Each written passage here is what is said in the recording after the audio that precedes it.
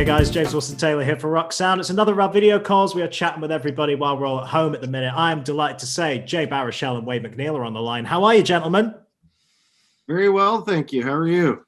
Not too bad, man. Not too bad. Nice to see you both. And we'll start this off in the way we've started off every single one of these, which is to say, of course, I hope you and all your loved ones, you're all keeping as safe and as well as you can in this this very, very odd year that we've been having. Just generally, how have you guys kind of been occupying your time? Wade, I'll maybe start with you. How's this extended period at home been going for you, man? How you been occupying yourself? At the beginning, I was just killing it. I was lifting weights. I was writing a book, writing so many albums. Now I'm just ordering pizza in the dark, but it seems to be going on like infinitely. So the pendulum should swing back around to like me meditating and being like very fit again. I got time. You just go one extreme to the other. I quite like that. Yeah, that's a way of doing it, man. That's a way of doing it. Jay, how about yourself, man? I was lifting weights and writing a book. Amazing. I'll be honest. You know how in some kind of like some dystopian versions of the future, there are some people who handle it like exceedingly well, like they come out of their shell and they're finally given a context in which they can thrive. I'm a homebody. I'm a terrible homebody and introvert. And having sort of license to read as much as I'm inclined to read and to watch shit and stay home is like, it's been pretty sweet. Now I say that with a pretty significant asterisk in that, like, no one in my family has gotten really terribly ill or anything, and there hasn't been any strife, and so I know that I all of my enjoying it is predicated on the fact that like I haven't had it that bad. All the same, the world is finally moving at my pace, and it's about damn time. Yeah, Wade, I guess it's got to be particularly interesting for someone like yourself. We've chatted with so many different musicians over the last few months, and the unifying theme has been, man, this is the longest I have spent at home in God knows how many years. I imagine with someone like yourself, the projects you're involved in, the road is where you guys live, right? It's got to be kind of surreal. Yeah, I mean, and also, musicians, and I'm really guilty of this, have this thing where they go, okay, I'm really toured out. I gotta slow down. I'm gonna take like a full 2 months off. And then you like produce your friend's record and like join somebody else's band. So this is like for real forced to stop. And I think it's been good for a lot of people. But it's also difficult, like when it's easier to be on the road than it is to be at home for a lot of people that have been doing it for so long. I don't mean like easy is probably a strange choice of word, but when it's been your life for the last almost 20 years, I'm pretty comfortable at Manchester Academy. Yeah, I know where sure. I'm going to get lunch. I know where I'm going to get a beer after the show. And like figuring out what to do in my own goddamn city after month 5 is strange vibes. It's a strange one, man. It's a strange one, yeah. But, you adapt. And one of the nice things, of course, is, the thing we're here to talk about today, the fact that you do have projects you're able to put out there in the world and allow people to see at this time. It's Random Acts of Violence as the film. Jay, why don't we start with you, man? Set this up for us as a project. And what was it that appealed about this story to you as a filmmaker? Oh, thanks for asking. It marks the culmination of 10 years of hustling. So it's like a literal decade before the bloody thing came out. My writing partner Jesse and I did our first pass of the treatment. So it's you don't fight to make something for 10 years because you're lukewarm on it, and so we just like, yeah, I really believed in the thing, and I thought we had the chance to fuck some people up, man. Like I was like, I'm a lifelong student and fan of horror cinema. And so in that time I had like, come up with some ideas of like shit I'd like to see. And so we just like, I think, so to answer your question, what appealed to me about it was the chance to really be truly fundamentally profoundly scary, and to try to figure out what that means in the 21st century, with 100+ years of on-screen horror behind us. You know, you have to kind of, you got to be specific about that language and figure out so it's like figuring out what heavy means now. You know, it's not as simple as what heavy meant 30 years ago. And so that was really exciting. And I thought it had a really interesting conversation that we had the chance to kind of, you know, articulate in the movie, and hopefully trigger in people that watch the damn thing. So, and then the third piece was, it was going to sound super goofy, just the chance to get to make shit with my friends. You know, like Wade and I, in a different life, when people did things like hang out, we would hang out quite frequently.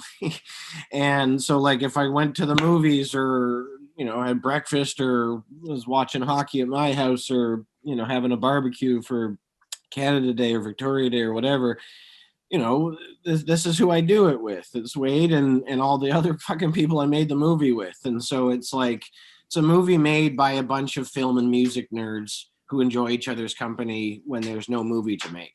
So let alone when there is one to make, it's a pretty cool thing. Yeah, no, definitely a nice setup to have when you're just working with your buddies. That's the dream, right? That's why people start bands or get into any business in the first place, right? It makes sense. And Wade, I was gonna then ask, of course, how you kind of got involved, but I guess that's answered my question for me, right? Your buddy calls you up, and this is clearly an area of interest for you too. Yeah, I mean, it really is the most like simple friends like talking about, oh, it'd be fucking cool if this happened, like thing. And like, I mean, I met Jay, and we like watched a Montreal Canadiens game together, and like ate some pizza, and that led to me like doing music for Goon Lost the Enforcers, and I think we probably had a few more pizzas and talked about horror movies, and you know, that kind of like those conversations, like Jay said, when we're just like hanging out and talking about the music, the art, and the culture we love. You know, this was a script that he'd been pushing forward for a long time, and you know, like,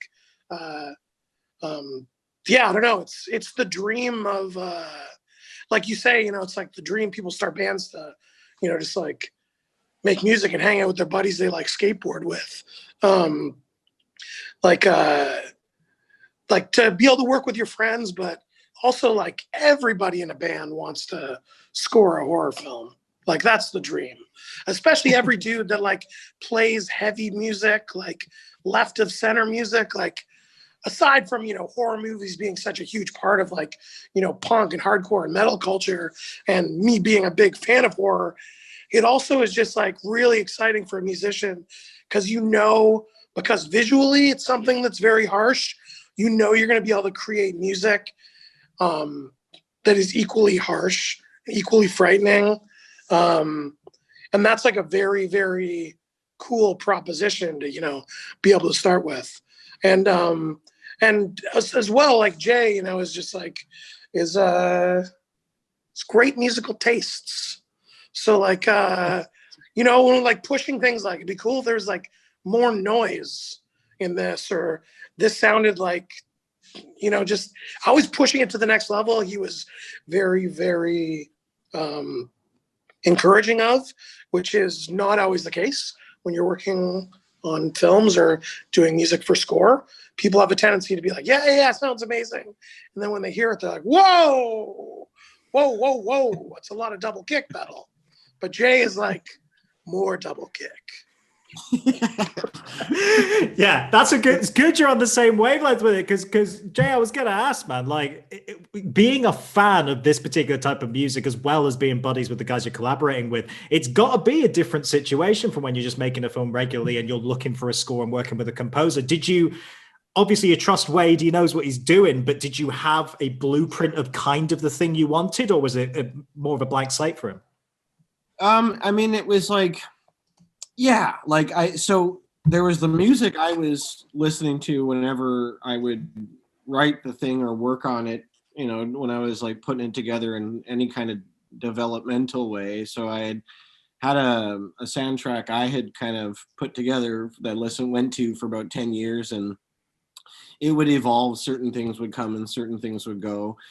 So there were some vibes. Like I knew, you know, some of the elements that kept coming up was like This Mortal Coil and fucking Swans, and then as time went on, that also kind of morphed into a bit of like, what do you call it, neo folk or martial folk or any of that kind of stuff, you know, any of the like skinhead free neo folk that's like not Nazi adjacent in some way, but it just was like basically we and then this became a kind of an ongoing conversation with Wade, and you know, he'd hear something and be like, oh, this would be kind of a cool random acts thing if that freaking thing ever happens, you know? And so it became this fucking conversational Pinterest that we just added things to for years and years and years. And kind of what that accidentally ends up being is like, yeah, we end up getting to have a half-decade conversation about the specifics of what this sounds should be. And like, I don't know how many records Wade's worked on that were like the product of 5 years of conversation. Maybe all of them. I don't know, but I really don't know the nuances of the creative process of any of the bands he's in. But yeah, it was just kind of like I had an instinct, Wade had an instinct, and we just kept kind of throwing this shit, and then we kind of figured it out, and then what the result is, you know, is what's in the flick, you know, and you know, and I should say also, obviously, you know, Andrew McPherson had a whole bunch of fucking instincts as well, and a whole bunch of ideas. So the sound is the product of 5 years, 6 years of talking about it, and the product of like, anytime we weren't talking about this specific movie or this specific music, we would have like the hokiest artsy kind of conversations you can imagine. Like, we'll just sit on my patio, Wade and me, and like go through, I'll just play songs off my iTunes and be like, hey, did you ever hear this? This is kind of a cool thing. And then he'd say like, oh yeah, I know that, and then it reminds me of this thing. Have you heard this? And we really like that shit that you I think most people probably grow out of when they get out of high school. Like, we still do it, and we do it for movies and for music. And so it's all deeply like hard on our sleeves. No, that's a nice way to be, though. Everyone's a fan first, I find. You know, that never quite goes away when you're passionate about something you're creative in. And Wade, I imagine as well, working on a soundtrack like this, it's got to be particularly exciting to be able to play in new musical territory, because I've listened to little bits of it. It's very cool and very atmospheric and definitely fits the kind of scope of what you guys were trying to achieve with the film. Very, very different from your previous work, obviously, even in terms of the kind of instrumentation you're using. It's very, very electronically tinged, this. Talk to me about experimenting with that, because that's got to be kind of freeing in a way.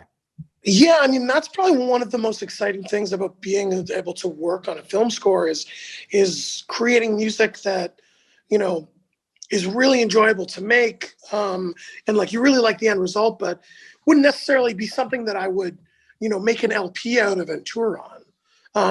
So like, you know, there's so many things you get to do, like over the course of finding what music really sticks to like certain scenes, you know, like, I think one of my kind of favorite things, I got to do for this is like, there's early on in the film, there's a scene like before they leave for the road trip, they're packing, having this relationship conversation, like at their condo in Toronto, and there's like music in the background, and that's like just like some track I did that's like incredibly like Peter Murphy solo record sounding, or like Smithsy sounding, stuff like that. And just like to be able to make a track like that to put into this world that doesn't exist is like, that's some of the coolest stuff about working on the film, you know. And other interest, like other little like touchstones, like you know, we're able to make this this noise that I feel like it sounds like, I don't know, like a knife, like it's like in a comic book, if a knife was like cutting through the air, you know, it'd say like whoosh, or like there'd be some sort of like, be some word describing like a sharp, large knife like slicing through the air.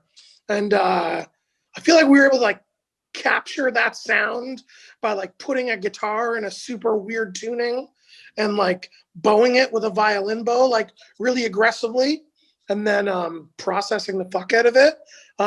So that's like a sign that that's like a sound that's in, you know, it's a lot in like the kind of quick cuts in the title sequence of the film, and like kind of paced throughout the film. And so just like coming across something like that, or, you know, being like, there's this kind of, there's a lot of bells throughout the entire score. And aside from that being something that's kind of, you know, ominous and something we associate with horror, it also like kind of makes sense. And it's like these tubular bells that, you know, this kind of great trauma that the main character's life is based around happened around Christmas time. So it's like, you know, touching on something that fits with that, but also, you know, adds musically to everything. And it's just a really, it's a really different process than, you know, making all the other music that I normally make, and fucking love it. Yeah, it's so cool, man. So cool to be able to experiment a completely different way from the way you normally would. It's very exciting to be able to work on projects like that. No, awesome to see, man. Jay, you're clearly a fan of this world, this fan of music. There's something I've absolutely got to ask you about, because we reported on at the time going back a few years, but never quite got the story behind it. So while I have you for a moment, that moment you got on stage with Bring Me the Horizon, man, and one of the more unexpected guest appearances they've perhaps had on stage before, but you've got to tell me how that one came about, man. What was that happening? So fucking random little bit of real estate I occupy in punk rock history. Yeah,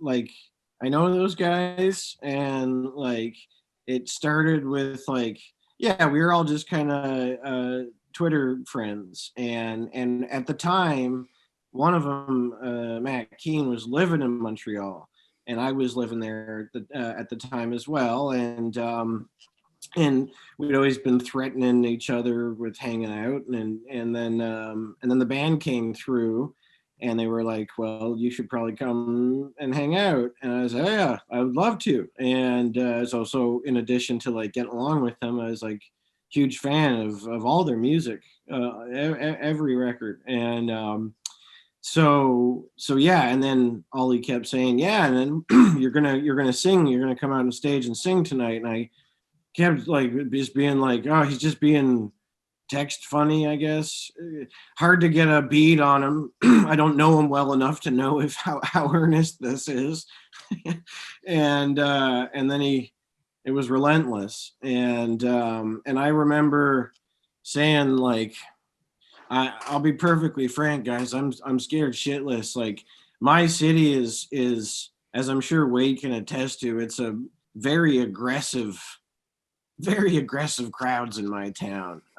Like I the only city I've ever seen someone actually booed off of stage is in Montreal, and especially at punk venues. Like, there's just like there's a real fighty strain to the whole thing. So I was like, yeah, I was picturing a pit full of guys, you know, wanting to kick the shit out of me, and yeah, that's not what happened. And I got out there and I just fucking pogoed and and bleated, and it was so as random as it was to outside observers. I promise you, even more random to participate in it. Hey, cool thing to be a part of, man. You can't complain, and definitely went down as well as it could have if it's an aggressive town like that. Fair play to you, man, for doing it. Jay, did you think about like when you were done? Did you think about stage diving? There was a moment where I was like, you know what, that would be a good fucking maraschino cherry on top. And then I was like, or I could just leave, and then I'm just a guy talking to people again. then it's all over. Yeah, I'm still waiting. I'm still waiting for the Alexis invite, which doesn't seem to be forthcoming.